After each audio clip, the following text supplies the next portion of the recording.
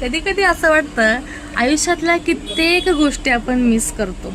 आता हे का बोलतीये तुम्हाला सांगायचं म्हटलं तर मी माझं काम करत शॉपमध्ये बसली आहे, ब्लाऊज शिवायचं चालू आहे आणि समोर तुम्हाला सांगते आपल्या समोर जो योगीराज हॉल आहे तिथे खूप सुंदर असं कार्यक्रम चालू आहे. मनामध्ये मग्न असताना कानावरती एक असे आवाज येत आहेत की असं ऐकत राहावं असं वाटतंय. तर समोर लक्ष गेलं तर पाहिलं तर इकडे बघा जो योगीराज हॉल आहे आपल्या समोर तिथे ना एक कार्यक्रम चालू आहे. तुम्हाला जर दिसत असेल तर प्रयत्न करते दाखवायचा आणि तो कार्यक्रम काय आहे ते तुम्हाला सांगते. तर इथे आहे ना मराठी साहित्यिक उत्कर्ष मंडळ यांनी आयोजित केलेलं एक नाट्य विभाजनचा कार्यक्रम आहे.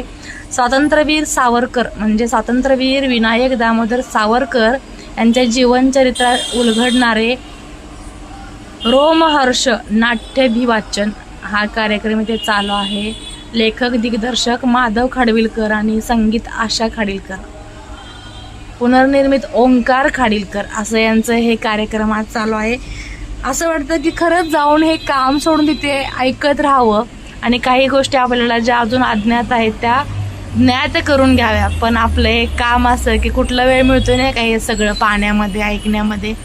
आणि याच्यातून तुम्हाला एक झलक दाखवायचा मी नक्कीच प्रयत्न करते. बघा इथे सादरकर्ते आहेत समोर स्टेजवरती आणि त्यांच्या काही काही अशा वाक्यांचा प्रखर आवाज, जोरदार आवाज जो आहे.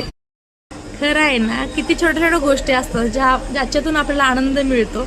पण आपल्या कामामुळे आपण जे काही कर्तव्य स्वीकारलेलं आहे त्यामुळे अशा गोष्टींचा आनंद घेता येत नाही आणि याच्यापासून आपण वंचित राहतो. बऱ्याच वेळेला बऱ्याच गोष्टी मनात असताना सुद्धा आपल्याला त्या एन्जॉय करता येत नाहीत कारण ब्लाऊज द्यायचा आहे आणि त्याची काही गडबड चालू आहे.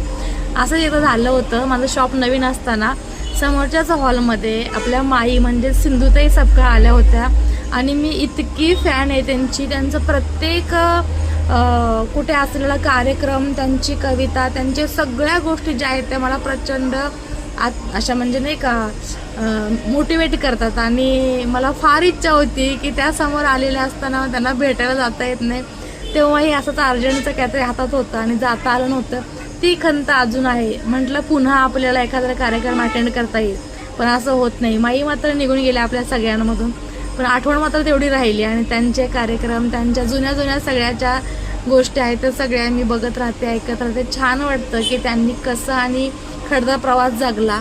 तसंच मला हे आता पाहायचं होतं पण